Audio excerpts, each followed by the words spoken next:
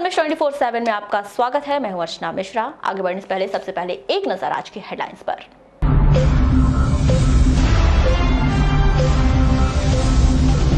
छत्तीसगढ़ के कवर्धा में पॉजिटिव मरीज मिलने के बाद बिरसा के सील किए गए 4 गांव, लोगों की गई जांच। कवर्धा के मरीज के संपर्क में आने वाले मोवाड़ बॉर्डर के कर्मचारियों की गई जांच, किसी में कोरोना का लक्षण नहीं।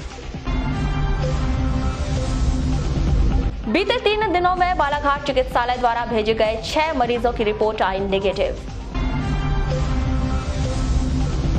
कोरोना रिपोर्ट नेगेटिव आने पर 2 दिन बाद सौंपा गया मृतक का शव। 43 दिन बाद मिली राहत, दुकान और खुले बाजार, सोशल डिस्टेंसिंग का अधिकांश स्थान पर नहीं हुआ पालन। 3 विधायकों ने महकेपार चौकी प्रभारी पर कार्यवाही के लिए आईजी को सौंपा ज्ञापन। और छिंदवाड़ा यूनिवर्सिटी के पहले रिजल्ट पर छात्रों ने जताया आक्रोश, दोबारा कॉपी जांचने की मांग। और अब खबरें विस्तार से। 3 मई को छत्तीसगढ़ के कवर्धा जिले में कोरोना पॉजिटिव मरीज मिलने के बाद बालाघाट जिले की बिरसा तहसील के बिठली गांव को चारों ओर से सील कर दिया गया है। वहीं साले टेकरी, बखारी कोना, खुटा टोला को एहतियात के तौर पर सतर्कता बढ़ाते हुए इन गांव के सभी लोगों की स्क्रीनिंग जांच करवा ली गई है, जिसमें कोई भी संदिग्ध नहीं पाया गया। चलिए आपको पूरी घटना सिलसिलेवार बताते हैं। दरअसल छत्तीसगढ़ के कवर्धा जिले के अंतिम छोर पर बसे रेंगा खार को क्वारंटाइन सेंटर में रखे गए चमारी गांव के 3 लोगों की रिपोर्ट 3 मई को पॉजिटिव आई है, जिसके बाद आसपास के क्षेत्र में एहतियात के तौर पर लोगों को सतर्क रहने कहा गया है। दरअसल छत्तीसगढ़ का चमारी गांव और बिठली के बीच महज 2 किलोमीटर की ही दूरी है। सूत्रों के अनुसार पॉजिटिव पाए गए लोग क्वारंटाइन सेंटर से छुट्टी होने के बाद शायद बिठली भी आए थे। यही नहीं, जानकारी ये भी मिल रही है कि सील किए गए गाँव बिठली और साले टेकरी, बखारी कोना, खोटा टोला के लोगों का छत्तीसगढ़ के चमारी गांव सहित आसपास के गांव में आना जाना लगा रहता है। इस कारण एहतियात के तौर पर जिला प्रशासन द्वारा गांव को सील कर सभी लोगों की स्क्रीनिंग जांच करवाई गई, लेकिन इस दौरान कोई भी संदिग्ध नहीं पाया गया। सुरक्षा के मद्देनजर इन चारों गांवों को अभी कुछ दिनों के लिए सतर्कता बढ़ा दी गई है। मुख्य चिकित्सा और स्वास्थ्य अधिकारी डॉक्टर मनोज पांडे ने लोगों को घर पर रहने की हिदायत दी। वहीं दूसरी ओर सूत्रों से मिल रही जानकारी के अनुसार कवर्धा जिले के पॉजिटिव मरीज महाराष्ट्र राज्य से लौटे हैं। जानकारी ये मिल रही है कि लोग आमगांव लांजी के रास्ते साले टेकरी रोड से होते हुए मछुरदा दमोह होते हुए रेंगा खार गए थे। इस दौरान कहीं ऐसा तो नहीं कि बालाघाट जिले के भी कुछ मजदूर उनके साथ आए हों। हालांकि अब तक इस मामले की पुष्टि नहीं हो पाई है। इसके बावजूद भी जिला प्रशासन कोई कोताही बरतने के मूड में दिखाई नहीं दे रहा है। अब तक मिली जानकारी के अनुसार छत्तीसगढ़ के कवर्धा में पॉजिटिव मिले मरीज 14 दिन तक क्वारंटाइन सेंटर में रहने के बाद घर चले गए थे। उनके बाद इनमें कोरोना के लक्षण दिखाई दिए, जिसके बाद छत्तीसगढ़ के साथ साथ मध्य प्रदेश बालाघाट जिला प्रशासन के लिए भी चिंता और बढ़ गई है। रात होते होते जिला प्रशासन को इस बात की जानकारी लगी कि छत्तीसगढ़ के कवर्धा में पॉजिटिव हुए 2 मजदूर 16 अप्रैल को मोवाड़ बॉर्डर में रुके थे, जिन्हें किरनापुर के 25 और बैहर के 25 मजदूरों के साथ रोका गया था। वहीं दूसरे दिन 17 अप्रैल को बैहर के मजदूरों के साथ रवाना किया गया, जो बैहर से पैदल या फिर अन्य साधन से अपने गांव के लिए चले गए थे। इनके संपर्क में आने वाले 25 कर्मचारियों को जिला प्रशासन ने जांच के लिए आदेश दिए हैं। कोरोना संक्रमण से बचाव को लेकर शासन के निर्देशों के तहत तहसील कार्यालय में 17 मई तक के लिए न्यायालयीन कार्य पर विराम लगा दिया गया है। लेकिन जानकारी के अभाव में बड़ी संख्या में लोग पेशी के लिए तहसील कार्यालय पहुंच रहे हैं। वहीं पेशी के लिए बाकायदा लोगों को मैसेज भी आ रहे हैं। केसलेवाड़ा निवासी हेमंत चौहान ने बताया कि उन्हें 4 मई की पेशी के लिए मैसेज आया था और वे तहसील कार्यालय पहुंचे, लेकिन यहां पता चला कि 17 मई तक न्यायालयीन कार्य स्थगित कर दिया गया है, जिसके कारण उन्हें परेशानियों का सामना करना पड़ा। नहीं, अभी नहीं थी जानकारी, मैसेज नहीं आया। तो किस प्रकार की दिक्कतें महसूस कर रहे हैं? अब आने जाने की परेशानी हुई है, अब लेकिन कोरोना के चलते चलो न्यायालयीन प्रक्रिया है। सोशल डिस्टेंसिंग का पावर उपयोग करना है, इसलिए ठीक है 17 तक। तो 17 के बाद आएंगे? 17 के बाद आएंगे। विभिन्न राज्यों में फंसे हुए मजदूरों का जिला मुख्यालय आने का सिलसिला लगातार जारी है। आज करीब आधा सैकड़ा से अधिक मजदूर विभिन्न राज्यों से नगर के बस स्टैंड स्थित प्रतीक्षालय पहुंचे। जिनमें से छत्तीसगढ़ से वे बस के माध्यम से करीब 12 मजदूर बालाघाट पहुंचे हैं, जिन्हें अलवर राजस्थान जाना था। जब इन मजदूरों ने एसडीएम केसी बोपचे से राजस्थान पहुंचाने की गुहार लगाई तो एसडीएम श्री बोपचे ने स्पष्ट तौर पर कह दिया कि उन्हें राजस्थान जाने की मंजूरी नहीं दी जाएगी और उन्हें नगर में ही क्वारंटाइन रहना होगा। अभी एक बस आकर के रुकी है तो उसमें करीब 30 तो कटंगी के हैं और 30-35 कुछ राजस्थान जाना है बोल रहे हैं, कुछ लामता परसवाड़ा जाना है बोल रहे हैं। तो ये बस आई कहाँ से? ये बोल रहे रजेगांव बॉर्डर से आई है। रजेगांव। इसकी जानकारी नहीं है अभी कि कहाँ से आई, लेकिन यहाँ उतरे हैं लोग। तो इनके लिए क्या व्यवस्था करें? इनके लिए अभी एसडीएम साहब और कलेक्टर साहब लोगों ने इनके लिए गाड़ी लगवाए हैं इनके आने जाने के लिए, छोड़ने के लिए। तो अभी जो गाड़ियाँ गई हैं छोड़ने, उसके बाद इनकी लिस्ट बनेगी, इनको सूचीबद्ध किया जा करके एसडीएम साहब को भेजा जाता है, फिर उनके द्वारा ये व्यवस्था की जाती है इनको। छत्तीसगढ़ से आए हैं सर, मजदूरी करने गए थे।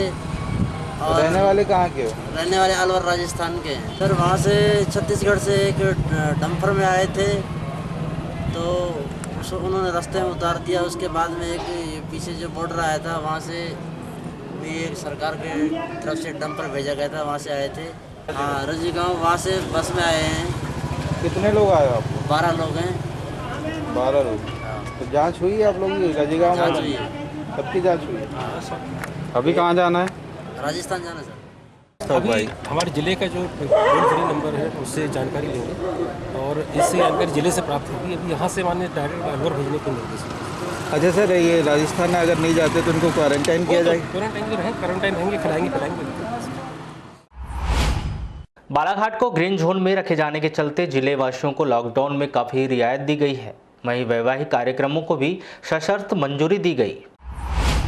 इसके तहत 20 लोगों की मौजूदगी में ही वैवाहिक कार्यक्रम किया जाना है। साथ ही शादी के लिए एसडीएम की मंजूरी लेना भी आवश्यक है, जिसको लेकर बड़ी संख्या में लोग एसडीएम कार्यालय पहुंच रहे हैं, लेकिन जानकारी के अभाव में उन्हें काफी दिक्कतों का सामना भी करना पड़ रहा है, जिन्होंने जिला प्रशासन से गुहार लगाई है कि शादी के संबंध में तमाम जानकारी लोगों को अवगत करवाया जाए। शादी का वो लेने की परमिशन लेने के किस प्रकार की जानकारी है आपके पास शादी के लिए? शादी के लिए वही डेट में शादी करना चाहते हैं। अच्छा, वही परमिशन लेने आए थे कार्यालय। अच्छा, तो अभी यहाँ कोई मिला कि नहीं मिला? अभी नहीं मिला है, जा रहे हैं। अच्छा, तो जिस प्रकार से शादी में 10 लोगों को जाना है और तो इसके लिए आप लोग तैयार हैं? हाँ, तैयार है। अच्छा, लेकिन जैसे गोंदिया कुमारी बारात जाना है हाँ, तो... वही थोड़ा जानकारी लेना है। गोंदिया खमारी महाराष्ट्र पड़ता है। अच्छा। उसी वजह से शासन की गाइडलाइन के अनुसार नगर सहित ग्रामीण अंचलों में 4 मई से लॉकडाउन में रियायत दी गई, जिसके चलते आज नगर के सभी प्रतिष्ठान सुबह से ही खुले रहे। लेकिन जिस प्रकार की व्यवस्था जिला प्रशासन के द्वारा बनाई जानी थी, वैसी व्यवस्था कहीं नजर नहीं आई और न ही लोगों ने सोशल डिस्टेंसिंग का ध्यान रखा और न ही दुकानदारों के द्वारा जिला प्रशासन की समझाइश पर ध्यान दिया गया। वहीं तहसीलदार रामबापू देवांगन के द्वारा नगर के विभिन्न क्षेत्रों का निरीक्षण करते हुए लोगों को लॉकडाउन का कड़ाई से पालन करने के निर्देश दिए। वहीं अधिकांश बैंकों में भी स्थिति काफी गंभीर नजर आई और लोगों ने जिला प्रशासन की गाइडलाइन का बिल्कुल भी पालन नहीं किया। वहीं इस संदर्भ में दूरभाष पर चर्चा के दौरान तहसीलदार रामबापू देवांगन ने बताया कि लॉकडाउन में ढील दिए जाने का पहला दिन होने के कारण व्यवस्थाएं बेहतर नजर नहीं आई, लेकिन कुछ ही दिनों में स्थिति काफी बेहतर होगी और लॉकडाउन का प्रशासन के द्वारा कड़ाई से पालन कराया जाएगा। जिले के चांगोटोला थाना के अंतर्गत ग्राम मोहगांव में एक युवक विद्युत ट्रांसफार्मर के ऊपर चढ़ गया, जिसके विद्युत करंट के जलने से मौत हो गई। चांगोटोला पुलिस ने मृतक युगल किशोर पिता दुर्जन लाल भलावी 30 वर्ष की विद्युत करंट से झुलसी हुई लाश बरामद की है और पोस्टमार्टम करवाकर उसे परिजनों को सौंप दी है। प्राप्त जानकारी के अनुसार युगल किशोर की जमीन पर जियो का टावर लगा है, जिसकी देखरेख वह करता था और आसपास ही विद्युत ट्रांसफर भी लगा हुआ है। 3 मई की रात्रि 8 बजे करीब युगल किशोर का परिवार के साथ कुछ विवाद हुआ था, जिसके बाद शराब के नशे में युगल किशोर विद्युत ट्रांसफर के ऊपर चढ़ गया और विद्युत प्रवाहित तार के संपर्क में आने से उसके ट्रांसफर के ऊपर ही जलने से मौत हो गई। उसके पापा कैसा होने लगा, क्या है, जलने लगा, ऐसा कहने लगे तो निकले बाहर। अच्छा, फिर आप लोगों ने वहाँ जा कर के देखा? हाँ। क्या नाम था मृतक का? युगल किशोर। कितने वर्ष के थे? 25 साल। 25 साल की आई। पापा बाहर थे तो उनको भी नहीं पता कि वो कहीं गए हैं ऐसा, लेकिन अब लाइट एकदम से गोल हो गई और हम लोग बाहर निकले और जैसा निकले वैसे पापा ट्रांसफार्म में जो आग लगने लगी तो देखिए एकदम अचानक तो टार्च लेके गए तो मेरा भाई लटका हुआ था वहाँ। कैसे क्या हुई घटना, ऐसा कुछ आपको? अब घटना तो ये मुझे पता नहीं कि क्योंकि मैं अंदर थी और मैं देखी भी नहीं। पापा बताने लगे तब उसके बाद में मैं गई और देखी। जिले के खिलांजी थाना के अंतर्गत ग्राम आरंभा निवासी रमनलाल पिता हरलाल मस्करे 50 वर्ष की पेड़ से गिरने से गंभीर रूप से घायल हो गया। इनकी गोंदिया ले जाते समय रास्ते में ही मौत हो गई। प्राप्त जानकारी के अनुसार रमनलाल मस्करे अपने परिवार के साथ आरंभा में रहता था और खेती मजदूरी करता था। 3 मई को रमनलाल अपने गांव के बोपलाल मस्करे के खेत में पेड़ की लकड़ी छटाई करने के लिए गया था। रमनलाल जब एक पेड़ में चढ़कर पेड़ की टहनी काट रहा था तभी अचानक असंतुलित होकर रमनलाल पेड़ की टहनी के साथ ही पेड़ के नीचे गिरने से गंभीर रूप से घायल हो गया। उसे गोंदिया हॉस्पिटल ले जाए जा रहे थे, जिसकी गोंदिया ले जाते समय रास्ते में ही मौत हो गई। मैकेपार चौकी में चौकी प्रभारी अनूप यादव द्वारा एक युवक को मूत्र पिलाए जाने का मामला अब पूरी तरह से तूल पकड़ चुका है। 4 मई को कांग्रेस के 3 विधायक और बालाघाट जिला कांग्रेस कमेटी के अध्यक्ष ने आईजी बालाघाट रेंज को ज्ञापन सौंपकर उचित कार्रवाई की मांग की। इस दौरान बालाघाट विधायक अर्जुन सिंह काकोड़िया, मंडला जिले की बिछिया विधानसभा के विधायक नारायण सिंह पट्टा, निवास विधानसभा के विधायक डॉक्टर अशोक मरस्कोले, बालाघाट जिला कांग्रेस कमेटी के अध्यक्ष विश्वेश्वर भगत ने एक स्वर में चौकी प्रभारी पर कार्रवाई की मांग की। 20 तारीख को मैं आया था यहाँ पे और आया था और मैं गाँव गया था। गाँव में जाने के पहले मैं उनसे पूछने की बजाय मैं गांव के लोगों से पूछा कि जिन लोगों को लेके गए थे क्या ये लोग आपराधिक प्रवृत्ति के हैं, क्या इस तरीके से हुआ है, क्या ऐसी घटना है, ठीक है। लेकिन उसके साथ में इस तरीके से करना, यहाँ लिखा रहता है ना देशभक्ति जनसेवा, ये संदेश देना।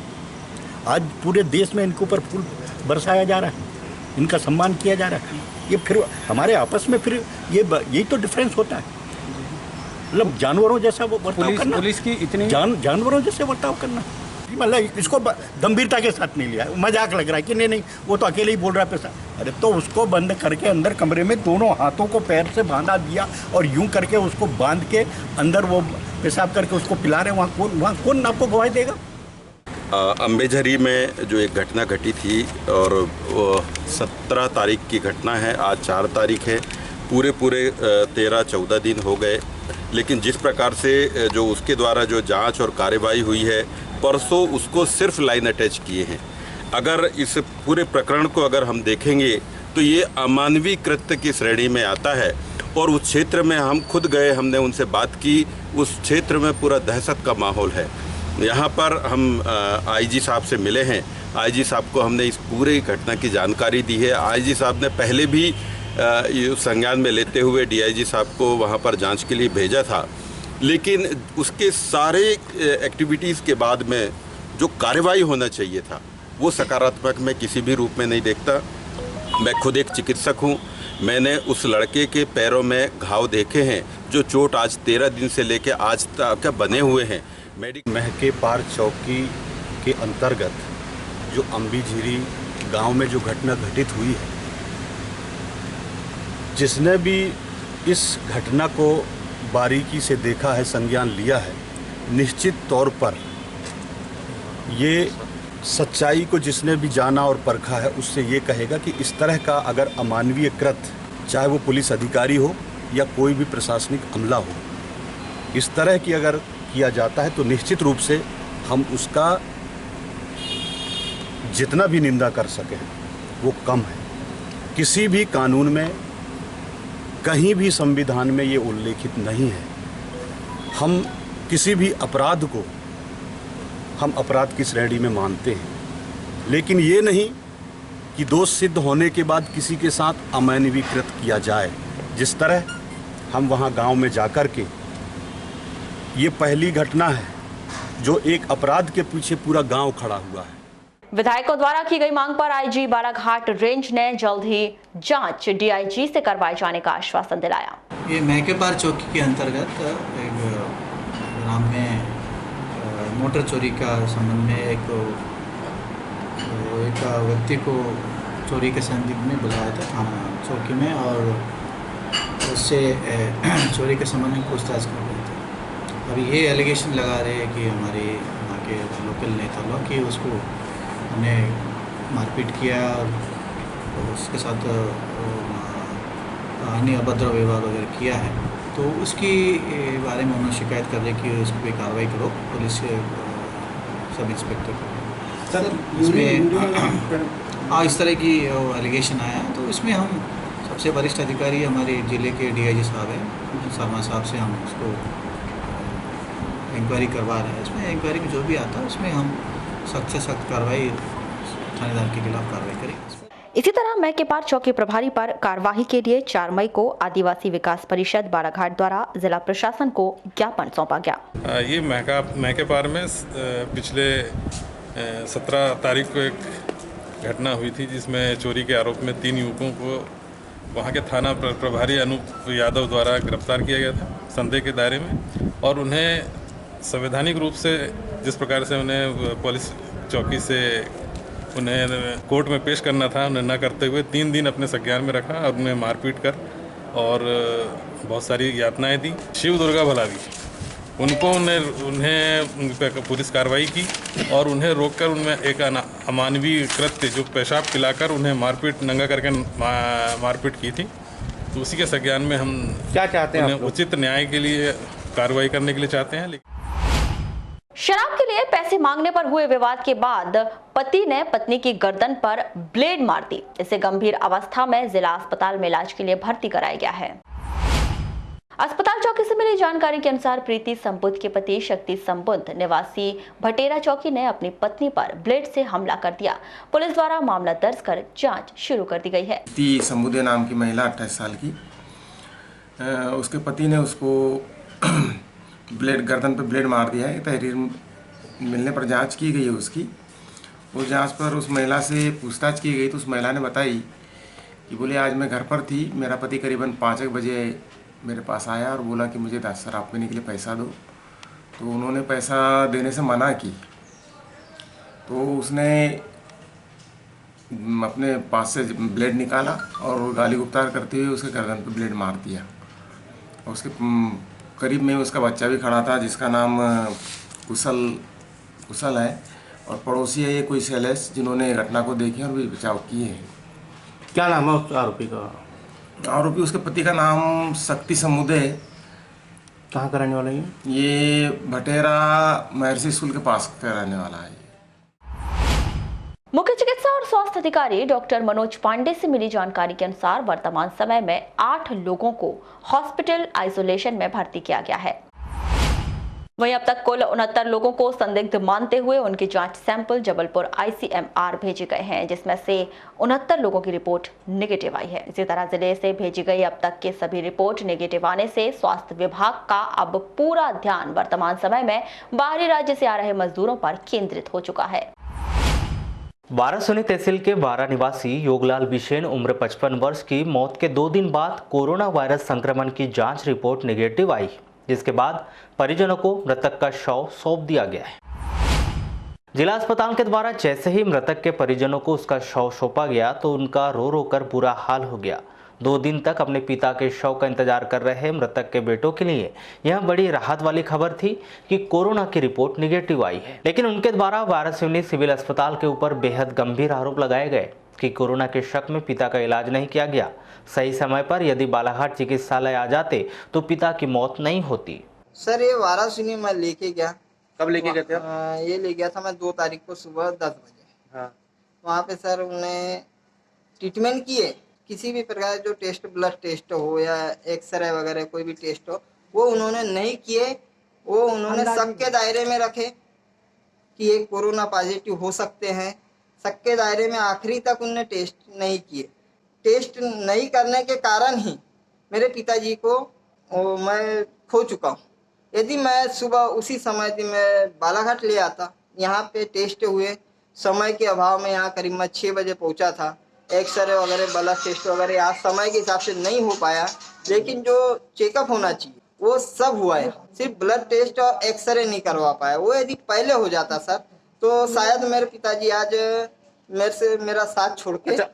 मृतक के पुत्र ने बताया कि उसके पिता की मौत का मुख्य कारण अटैक आना है, लेकिन वाराणसी चिकित्सालय में संदेह के आधार पर कोरोना वायरस की जांच सैंपल लिया गया था, जिसके बाद वाराणसी तहसील मुख्यालय और वारा गांव में यह अफवाह उड़ा दी गई कि उसके पिता को कोरोना हो गया है। जो अफवाहें उड़ाई जा रही है, मेरे पिताजी कल से मेरे यहाँ पे डेट हुई, परसों के दिन से डेट हुई है। कल से सर मेरे गाँव में, मेरे घर में कोई रिलेटिव, कोई गाँव वाला नहीं आया है।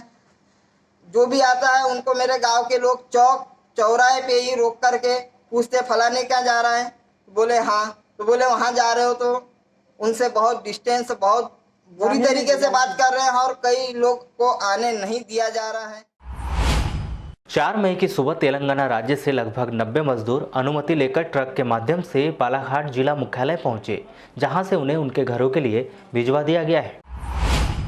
मजदूरों ने बताया कि तेलंगाना राज्य मिर्ची तोड़ने गए थे, लॉकडाउन की वजह से वहां फंस गए थे। स्थानीय स्तर पर भोजन की व्यवस्था की गई थी, लेकिन हर कोई अपने घर वापस लौटना चाह रहा था। से आ रहे हैं? तेलंगाना से आ रहे हैं जी। क्यों गए हुए थे तेलंगाना आप? वो मिर्ची की काम करने। मिर्ची का काम करने के लिए आप गड़ी से तेलंगाना गए हुए थे जी। अच्छा, तो कितने लोग अभी तेलंगाना से यहाँ पर आए हुए हैं? अभी वहाँ से हम लोग 90 आदमी। 90 आदमी आप तेलंगाना से गड़ी जाने के लिए आए हुए हैं। कब निकले थे वहाँ से? वहाँ 2 तारीख। 2 तारीख को निकले थे जी। तो जो आप तेलंगाना से आए तो वहाँ पे जो तेलंगाना की जो सरकार है उसके द्वारा आप लोगों को आने जाने के लिए परमिशन दी है क्या? परमिशन दिए जी। परमिशन दिए और आने जाने के लिए बस गाड़ी की व्यवस्था करके दिए क्या? गाड़ी की व्यवस्था नहीं की। काम किए 20 दिन काम किए। अब वही कई लोग 4000, कई लोग 1500 ऐसा बना किसी का पैसे। फिर आने में कितना खर्च हो गया? आने में 1,20,000। एक आदमी का पैसा कितना खर्च हुआ है? 1300 रुपये। तो आपके पास अब तो पैसे भी नहीं बचे होंगे। हाँ। अब यहाँ जाने के लिए कैसे करोगे? अब यहाँ जाने के लिए अब इधर के गवर्नमेंट डाले लेके जाएंगे। इस बात की सूचना मिलने पर समाज सेवी संगठनों के द्वारा प्रवासी मजदूरों की मदद की गई। वहीं भरवेली टीआई राजेश नरवरिया ने बताया कि मजदूरों की रजी गांव में जांच हो चुकी है। इनके द्वारा बताया जा रहा है कि ये तेलंगाना से आए हुए हैं और पिछले 2 दिनों से ये वहाँ से निकले हुए हैं। ये गढ़ी क्षेत्र के रहने वाले हैं और ये वहाँ पे मिर्ची तोड़ने के लिए काम धंधे से गए हुए थे। तेलंगाना से आए हुए हैं और ख़ास बात ये है कि तेलंगाना की गवर्नमेंट ने इनको मध्य प्रदेश अपने क्षेत्र में जाने के लिए परमिशन तो दिया, किंतु गवर्नमेंट के द्वारा किसी प्रकार की इन्हें कोई सुविधा मुहैया नहीं कराई गई। ये जिन्होंने अपनी मेहनत की, पाई कमा करके जो इन्होंने पैसा जमा करके रखा था, वो पैसा इन्होंने यहाँ तक पहुँचने के लिए खर्च कर दिया। 2 गाड़ियाँ इन्होंने बना करके आए 90 लोग, कुल 1,20,000 रुपये में 2 गाड़ी बना करके उन लोग। ये सुबह में सूचना प्राप्त हुई थी कि कुछ लोग यहाँ तवेजरी चौक पर कुछ बाहर के मजदूर बैठे हुए हैं। यहाँ आके इनसे पूछताछ की गई है तो ये बैयर गढ़ी साइड के मजदूर हैं जो कि तेलंगाना से बाई ट्रक आए हैं। तो ट्रक और बाकी जो गाड़ी थी वहाँ से परमिट होके आई है। इनका चेकअप रजे गाँव में हुआ है और यहाँ चूँकि यहाँ रुके हुए हैं, इनकी सुबह नाश्ते वगैरह की व्यवस्था करा दी गई है। बसें अभी 10 मिनट में बसें आ जाएंगी तो इनके घरों पर छोड़ के आएगी बस।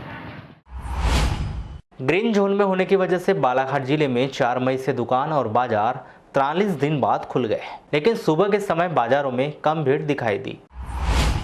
छोटे व्यापारियों और दुकानदारों ने ग्रीन जोन में होने की वजह से छूट दिए जाने का स्वागत किया, लेकिन सोशल डिस्टेंसिंग और कोरोना के लिए दायित्वों का पालन करने की भी बात कही। सबसे ज़्यादा लाभ तो भैया निम्न वर्ग और मध्यम वर्ग को मिलेगा, क्योंकि लॉकडाउन के चलते सभी जैसे व्यवसाय थे वो पूरे तरीके से ठप हो चुके थे। बहुत कम जैसे सब्जी और फलों के जो व्यवसायी थे वही बस अपना व्यापार कर पा रहे थे।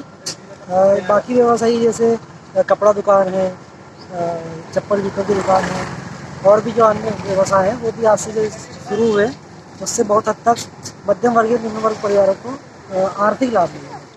इससे जो लॉकडाउन खुला है इसको लेकर जो अपने शासन ने जो रियायत दी है उसमें मध्यम और गरीब परिवारों के लिए थोड़ा सा जो राहत भरी खबर है और अच्छा है कि लॉकडाउन थोड़ा सा ढील दी गई है और इसमें मध्यम परिवार जो घर पे यानी हालत उनकी ख़राब हो गई थी आज लॉकडाउन की वजह से, लॉकडाउन खुलने की वजह से, राहत मिली है उनको। ये इसमें जो अति गरीबी वाले हैं उनको थोड़ा सा काम धंधा के लिए, आप उनको रोजगार के लिए, खुद सहारा के लिए 2 मजदूरों को काम मिलेगा।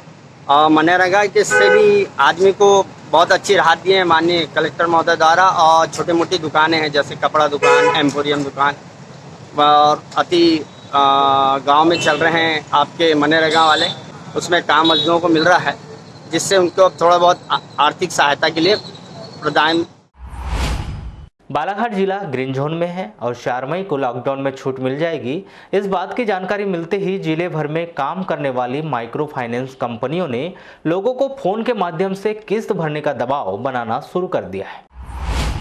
जिला मुख्यालय से लगे हुए नगरीय क्षेत्र सरेखा कोसमी में आधा सैकड़ा से अधिक लोग इस बात को लेकर बहुत अधिक परेशान दिखाई दिए कि इस समय पैसा कैसे जमा करेंगे। हालांकि उन्होंने पद्मेश न्यूज के कैमरे पर बात करने से इसलिए इनकार कर दिया क्योंकि यदि सीधे शिकायत की तो भविष्य में लोन नहीं मिलेगा। दूरभाष पर जानकारी देते हुए अग्रणी बैंक प्रबंधक दिगंबर भोयर ने बताया कि माइक्रो फाइनेंस कंपनियों के द्वारा हितग्राहियों पर किस्त जमा करने के लिए दबाव बनाया जा रहा है। इस बात की उन्हें शिकायत मिली है। 3 महीने तक किसी भी तरह की कोई भी माइक्रो फाइनेंस कंपनी किस्त के लिए लोगों को परेशान नहीं कर सकती। यह शासन का आदेश है। जल्द ही शिकायत के आधार पर कार्रवाई की जाएगी। वारासिवनी के वार्ड नंबर 5 स्थित इंदिरा मेमोरियल स्कूल के समीप स्थित भवन में 4 मई को आशा और आशा सहयोगिनी संगठन की बैठक आयोजित कर चेतावनी प्रदर्शन का आयोजन किया गया। आशा सहयोगिनी और आशाओं के द्वारा सभी को कोविड-19 महामारी संक्रमण से बचने के लिए किसी प्रकार की लापरवाही ना बरतने के विषय में ध्यानाकर्षण कराते हुए बताया गया कि हम सभी ग्राउंड पर काम करते हैं। महामारी संक्रमण में जुटे कोरोना वॉरियर्स में स्वास्थ्य कर्मियों को 10,000 रुपए मानदेय देने की घोषणा शासन के द्वारा की गई। हम आशा कार्यकर्ता रात और दिन अपने आए हुए बाहर के आए हुए लोगों को सेवा दे रहे हैं, है ना। और अस्पताल में जो स्वास्थ्य कर्मी लोगों को 10,000 रुपये की सरकार ने घोषणा की है, वो हमें आशा कार्यकर्ता आशा सहयोगिनी दीदी को भी हम मिलना चाहिए। एक 50,000 रुपये तनख्वाह वाला भी काम नहीं करता जो हम आशा बहनें कर रही है। रात और दिन जा रहे हैं, कर रहे हैं, और सरकार हम आशाओं को ध्यान नहीं दे रहे हैं। इस वजह से हम आशाओं ने आज प्रोग्राम रखे कि सरकार तक हमारी बात पहुँचे और हम लोग को 10,000 रुपये महीने का, जब तक के कोरोना के माध्यम से, मतलब कोविड-19 महामारी को एक मजदूर को जितना दिया जा रहा है उससे भी कम एक आशाओं को मिलता है। हमको तो हम लोगों को घर चलाने में, बच्चों को पढ़ाई लिखाई कराने में बहुत दिक्कत जा रही है। और हम लोगों का अभी कोरोना के चलते सारे जो साइड में हम काम कर लेते थे वो भी सारे काम हमारे बंद हैं, हम वो नहीं कर पा रहे हैं। हम यही काम में बिजी हो गए हैं तो वो भी नहीं कर पा रहे हैं। हमको घर चलाने में, बच्चों की परवरिश में हमको बहुत दिक्कत जा रही है। और हमको सरकार की तरफ से भी सिर्फ 1,000 रुपये दिए जा रहे हैं।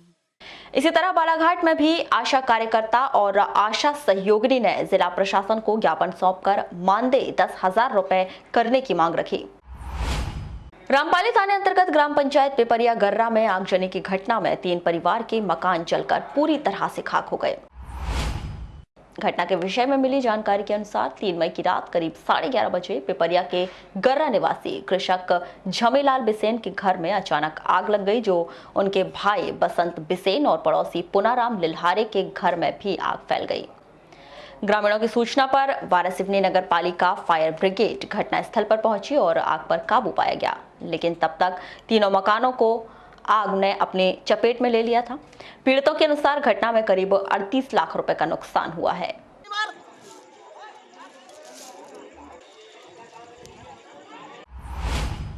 छिंदवाड़ा विश्वविद्यालय के द्वारा LLB और MSc के रिजल्ट पर छात्रों ने आक्रोश व्यक्त करते हुए वारासिवनी के शासकीय शंकर साब पटेल महाविद्यालय के प्राचार्य को ज्ञापन सौंपा। इस अवसर पर छिंदवाड़ा विश्वविद्यालय के रिजल्ट का विरोध कर रहे छात्रों ने बताया कि यूनिवर्सिटी द्वारा प्रथम सेमेस्टर LLB MSc का रिजल्ट घोषित किया गया है, जो बहुत खराब है, जिसमें अधिकांश छात्र फेल हो चुके हैं। उसी के बारे में ज्ञापन देने के लिए महाविद्यालय भी आए हैं। यहाँ पे जो यूनिवर्सिटी का रिजल्ट दिया है, छिंदवाड़ा यूनिवर्सिटी वाले ने, उसने सबको फेल कर दिया, अधिकांश बच्चों को फेल कर दिया। उस संबंध में मैम से कंप्लेन करने आए थे। तो क्या कहना है मैडम का? मैम का कहना है कि हम अपनी तरफ से प्रोसेस करेंगे, या आपको याचिका लगाना होगा तो लगा सकते हैं। आप MSc में कितने बच्चे हैं? MSc में हम 70। और कितने पास हुए हैं अभी? 4 से 5 लोग पास हुए हैं, बाकी को सप्लीमेंट्री 60 लोग फेल हुए हैं। 60 लोग फेल हुए और सप्लीमेंट्री बाकियों को है? 5 से 6 लोगों को सप्लीमेंट्री, 5 से 6 लोग पास हुए, बाकी सब फेल हो गए, क्लियर फेल हो गए। एक क्या लगता है आपको जिस प्रकार से 60 लोग जो एक साथ फेल हो गए? अब वो उन लोगों का प्रॉब्लम है, उन लोगों ने या कॉपी अच्छे से चेक नहीं किया है या तो बिना चेक किए उनने रिजल्ट दे दिया। यानी यूनिवर्सिटी की लापरवाही है इसमें? यूनिवर्सिटी की लापरवाही बोलेंगे इसको हम। क्या मांग करना चाहेंगे आप? छिंदवाड़ा विश्वविद्यालय द्वारा रिजल्ट घोषित किया गया है अभी प्रथम सेमेस्टर का, जिसमें पूरे विश्वविद्यालय में मात्र 10% रिजल्ट आया है। 600 में 20 बच्चे पास है और उसके बाद लाभ कमाने के उद्देश्य से रिटोटलिंग का फॉर्म आया, जिसमें प्रति पेपर 300 रुपये लिया जा रहा है और 5 पेपर होते 1500 रुपये प्रति छात्र लिया जा रहा है। क्योंकि स्थिति लॉकडाउन की स्थिति है, कोरोना की भयावह महामारी से अभी पूरा देश स्तब्ध है, तो इस बीच में 300 रुपये देना कहीं ना कहीं आर्थिक बोझ छात्रों के पास बहुत ज़्यादा हो रहा है। हमारी विश्वविद्यालय से प्रशासन से माननीय शिवराज सिंह चौहान जी के नाम से ज्ञापन दिए हमने, मुख्यमंत्री नाम राज्यपाल जी के नाम से ज्ञापन दिए कि एक तो इन्हें CC हटा दिए। रिजल्ट के 15 दिन पहले इन लोगों ने सिलेबस दिया, सिलेबस में CC हटा दी इन्हें। CC पेपर होने के बाद उनके अंक नहीं जुड़े हमारे। तो ऐसी विभिन्न मैंने भी सुना देखा है महाविद्यालय में कि हमारे MSc मैथ्स के बच्चे भी आए थे और LLB के भी बच्चे आए थे और सभी के रिज़ल्ट बहुत ख़राब है कहना चाहिए। 1-2 बच्चे ही पास हुए हैं MSc मैथ्स में और LLB में भी 2-3 बच्चे ही पास हुए हैं, बाकी सारे के सारे बच्चे फेल हैं। तो ये तो बहुत ही खेद का विषय है कि इस तरह का रिज़ल्ट महाविद्यालय में है और लगभग जानकारी ऐसी है कि लगभग सारे ही कॉलेजेस में इसी तरह के रिज़ल्ट आए हैं। तो महाविद्यालय की ओर से ये प्रयास किया जा रहा है, विश्वविद्यालय में बात की जा रही है कुलसचिव स्तर पर, और बात करने पर पता चला है कि जो प्रोसेस होता है 10 दिन के अंदर फॉर्म भरने का, ताकि वो रिवैल्यूएशन करा सके, तो रिवैल्यूएशन के लिए तो प्रोसेस। कोरोना लॉकडाउन के 43 दिन गुजरने के बाद 4 मई से प्रशासन के द्वारा बाजार में रियायत दिए जाने के बाद नगर में हालत अब धीरे धीरे सामान्य होती जा रही है। वारासिवनी के मेन रोड स्थित मुख्य बाजार में दुकानों के खुले रहने से आज दिन भर खासी चहल पहल रही। वहीं बाजार में रौनक रही। रेडीमेड कपड़ा दुकान, किराना दुकान, मनिहारी, जनरल स्टोर सहित मशीनरी मार्ट खुले रहे, जहां पर लोगों ने पहुंचकर खरीदारी भी की।